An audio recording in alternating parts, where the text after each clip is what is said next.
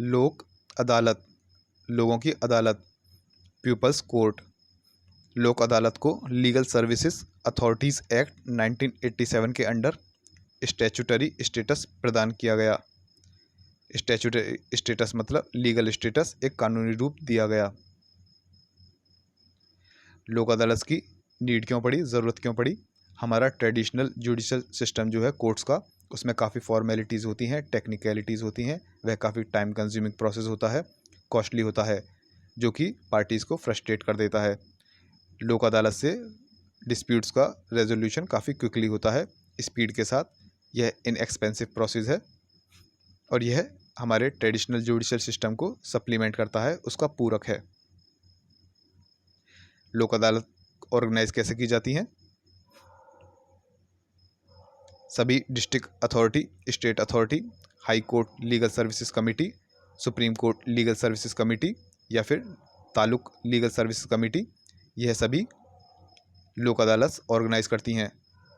किस इंटरवल पे करनी है, किस प्लेस पे, उसका क्या जुरिस्डिक्शन होगा, उस लोक अदालत, वह लोक अदालत क्या कितना एरिया कवर करेगी, यह भी ये अथॉरिटीज़ और कमिटीज़ ही डिसाइड करती हैं, प्रेस्क्राइब करती हैं, जैसा उन्हें उचित लगे, एज इट थिंक्स फिट।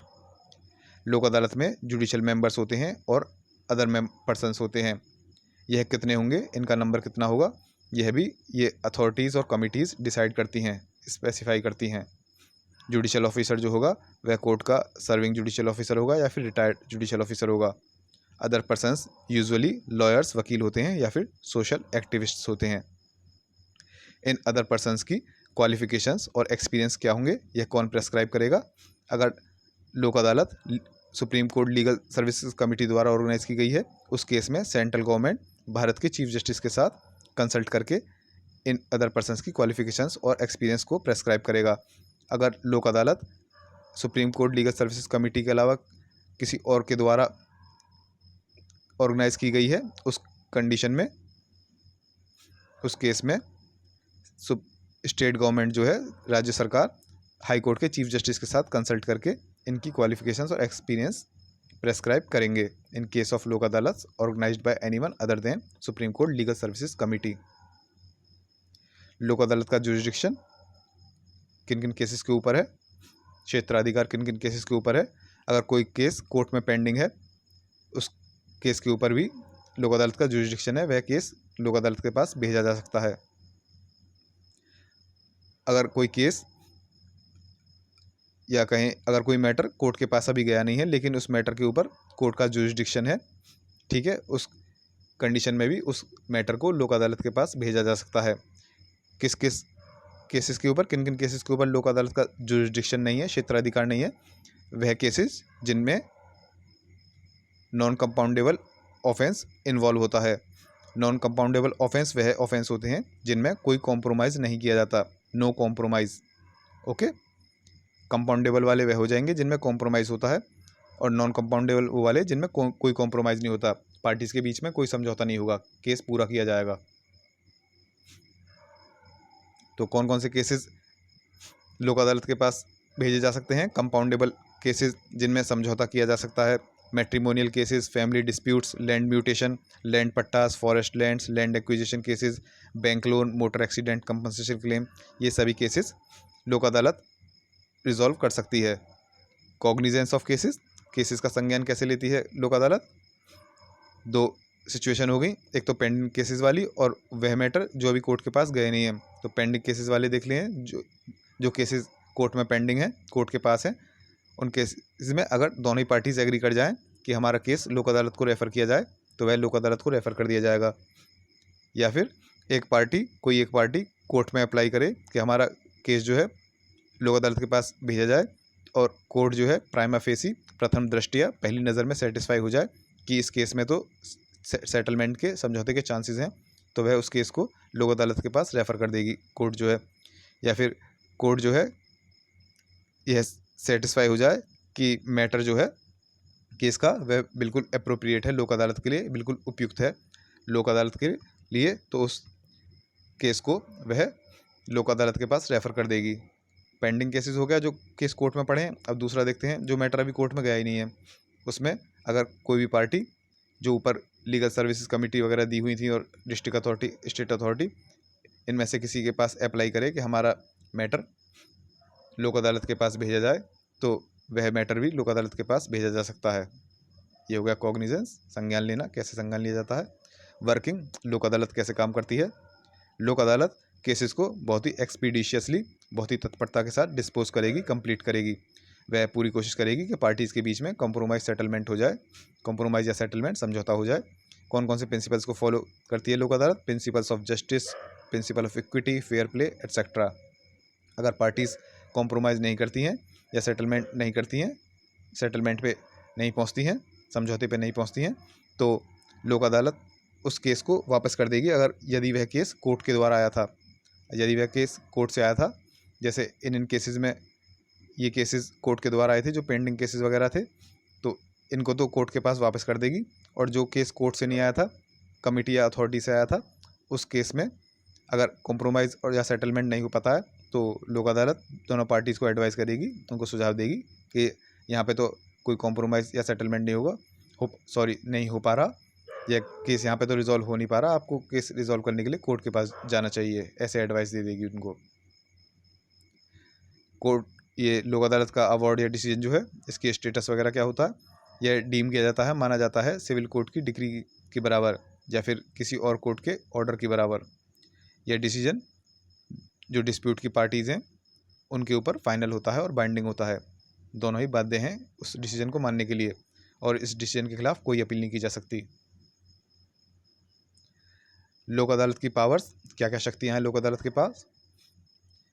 ये वाले मैटर्स जो हैं, इनके लिए लोक अदालत के पास जैसे सिविल कोर्ट की पावर होती हैं, सिविल प्रोसीजर कोड के अंडर सिविल कोर्ट्स की जो पावर्स होती हैं इन मैटर्स के लिए, वही पावर्स लोक अदालत की भी हैं इन मैटर्स के लिए। क्या क्या मैटर्स हैं जिनमें लोक अदालत के पास सिविल कोर्ट की पावर होती है, वह हैं summon, enforce attendance of witness and examine him on oath. Witness की अटेंडेंस के लिए समन या एनफोर्समेंट करना है, और उसको क्या कहते हैं, ओथ पर एग्जामिन करना। किसी भी डॉक्यूमेंट की डिस्कवरी या उसका प्रोडक्शन, एविडेंस को एफिडेविट पे रिसीव करना, ठीक है, या फिर किसी कोर्ट या ऑफिस से पब्लिक रिकॉर्ड या डॉक्यूमेंट मंगाना, ऑब्टेन करना। लोक अदालत के पास पावर है कि वह अपना प्रोसीजर खुद ही स्पेसिफाई कर ले। लोक अदालत एक सिविल कोर्ट डीम की जाती है, सिविल कोर्ट मानी जाती है, और इसकी प्रोसीडिंग्स जो हैं एक जुडिशियल प्रोसीडिंग मानी जाती हैं, डीम की जाती हैं, और इसके मेंबर्स जो हैं पब्लिक सर्वेंट्स डीम की जाते हैं, माने जाते हैं। तो आपका ये लोक अदालत पूरा हो गया है। एक बार क्विक रिवीजन कर लेते हैं।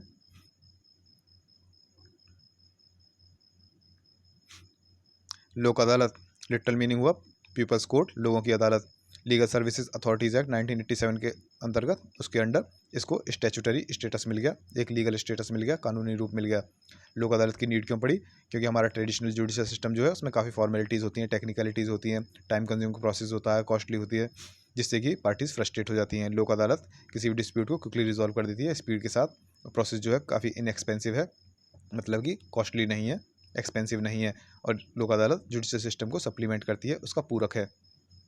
ऑर्गेनाइजेशन कैसे ऑर्गेनाइज की जाती हैं लोक अदालत, सभी district authority, state authority, high court Legal Services committee, supreme Court Legal Services committee, taluk legal Services committee, ये सभी लोक अदालत को ऑर्गेनाइज करती हैं। कितने इंटरवल पे करनी है, किस प्लेस पे करनी है, क्या जुरिस्डिक्शन होगा, कितने एरिया को कवर करेंगी लोक अदालत, यह जो है यही अथॉरिटीज़ और कमिटीज़ ही स्पेसिफाई करती हैं, प्रेस्क्राइब करती हैं। लोक अदालत में जुडिशियल मेंबर्स और अदर पर्सन्स होते हैं, ये कितने होंगे ये भी ऊपर दी गई अथॉरिटीज़ और कमिटीज़ डिसाइड करती हैं, प्रेस्क्राइब करती हैं। जुडिशियल ऑफिसर या तो सर्विंग होगा या फिर रिटायर्ड होगा। अदर पर्सन्स यूजुअली लॉयर्स होते हैं या फिर सोशल एक्टिविस्ट्स होते हैं।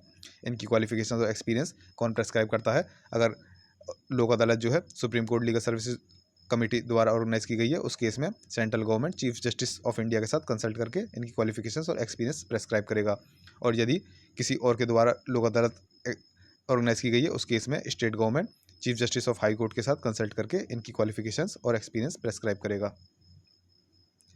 लोक अदालत का जुरिस्डिक्शन क्या है, जो भी केसेस कोर्ट में पेंडिंग है वह केसेस लोक अदालत के पास भेजे जा सकते हैं, या फिर जो मैटर अभी कोर्ट के पास पहुंचा ही नहीं है लेकिन कोर्ट का उसके ऊपर जुरिस्डिक्शन है, तो वह केसेस भी लोक अदालत के पास भेजे जा सकते हैं। किन केसेस के ऊपर जुरिस्डिक्शन नहीं है लोक अदालत का, वह केसेस जिनमें नॉन कंपाउंडेबल ऑफेंस इन्वॉल्व होता है, नॉन कंपाउंडेबल होता है जिसमें कोई कॉम्प्रोमाइज़ नहीं किया जा सकता। तो किन टाइप के केसेस लोक अदालत डील कर सकती है? कंपाउंडेबल केसेस जिनमें समझौता किया जा सकता है, और matrimonial cases, family disputes, land mutation, land pattas, forest land, land acquisition, bank loan, motor accident compensation claim. Cognizance of cases, cases का संज्ञान कैसे लेती है लोक अदालत? जो पहले देखते हैं वह केसेस जो कोर्ट में पेंडिंग है, फिर उसके बाद देखेंगे वह मैटर्स जो भी कोर्ट में गए नहीं हैं।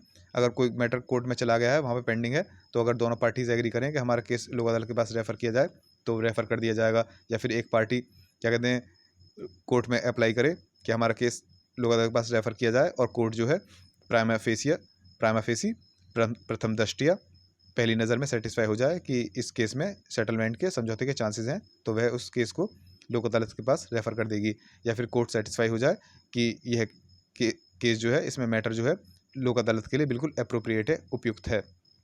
और जो मैटर्स अभी कोर्ट के सामने आई नहीं है, उनमें अगर कोई एक पार्टी जो ऊपर लीगल सर्विसेज कमिटीज़ और स्टेट अथॉरिटी, डिस्ट्रिक्ट अथॉरिटी वगैरह जो थी, उनके पास अपना अप्लाई करे कि हमारा केस जो है, हमारा मैटर जो है लोक अदालत के पास भेजा जाए, तो ये कमिटीज़ और अथॉरिटीज़ जो हैं उस केस को लोक अदालत के पास भेज देंगे। लोक अदालत काम कैसे करती हैं? यह केस को बहुत ही तत्परता के साथ एक्सपीडिशियसली डिस्पोज करते हैं, कंप्लीट करते हैं। कोशिश करते हैं पार्टीज़ के बीच में कॉम्प्रोमाइज़ हो जाए, सेटलमेंट हो जाए, समझौता हो जाए। कौन कौन से प्रिंसिपल्स को फॉलो करते हैं? ये principles of justice, equity, fair play etcetera. अगर पार्टीज़ कॉम्प्रोमाइज़ या सेटलमेंट नहीं करती हैं, समझौता नहीं होता उनके बीच में, तो उस केस में अगर केस कोर्ट के पास से आया था, तो उस केस को वापस कोर्ट के पास ही भेज दिया जाएगा। और केस अगर वो कमिटीज़ या अथॉरिटीज़ की तरफ से आया था, कोर्ट के पास से नहीं आया था, उस केस में ये लोक अदालत जो है पार्टीज़ को एडवाइस करेगी, उनको सुझाव देगी कि यहाँ पे तो हो नहीं पा रहा, आप कोर्ट के पास जाइए। लोक अदालत का अवार्ड या डिसीजन जो है, उसका क्या स्टेटस होगा? वह डीम किया जाएगा, माना जाएगा एक सिविल कोर्ट की डिक्री के तौर पे, ठीक है, कि सिविल कोर्ट की डिक्री है ये, या फिर किसी और कोर्ट का ऑर्डर है। और यह डिसीजन जो है दोनों ही पार्टीज़ पे फाइनल है और बाइंडिंग है, दोनों ही पार्टीज बाध्य हैं इसको मानने के लिए, इसके खिलाफ कोई अपील नहीं है। लोक अदालत की पावर्स क्या हैं, क्या क्या शक्तियाँ हैं? ये मैटर्स जो दिए हैं, इन मैटर्स से रिलेटेड लोक अदालत के पास वही पावर्स हैं जो कि एक सिविल प्रोसीजर कोड के अंतर्गत पावर्स होती हैं। तो ये मैटर्स क्या हैं? जैसे किसी विटनेस की अटेंडेंस समन करनी या एनफोर्स करनी, या फिर उसको ओथ पे एग्जामिन करना, किसी डॉक्यूमेंट की डिस्कवरी या प्रोडक्शन, कोई एविडेंस एफिडेविट पे रिसीव करना, या फिर किसी कोर्ट या ऑफिस से कोई भी पब्लिक रिकॉर्ड या डॉक्यूमेंट ऑब्टेन करना। लोक अदालत के पास पावर है कि वह अपना प्रोसीजर खुद ही स्पेसिफाई कर सके। लोक अदालत डीम की जाती है, मानी जाती है एक सिविल कोर्ट, और लोक अदालत की प्रोसीडिंग जो है डीम की जाती हैं, मानी जाती हैं जुडिशल प्रोसीडिंग, और उसके मेंबर्स जो हैं डीम किए जाते हैं, माने जाते हैं पब्लिक सर्वेंट्स। बहुत ही जल्दी हमने इसका रिवीजन भी कर लिया। ये हो गया आपका लोक अदालत। अगर पीडीएफ आपको चाहिए रिवीजन के लिए, तो इसका डाउनलोड लिंक हम डिस्क्रिप्शन बॉक्स में डाल देंगे। इंटरेस्टेड हो तो आप वहाँ से ले सकते हैं। नेक्स्ट टॉपिक हम देखेंगे फॉरेन अवार्ड्स, ये नेक्स्ट वीडियो में।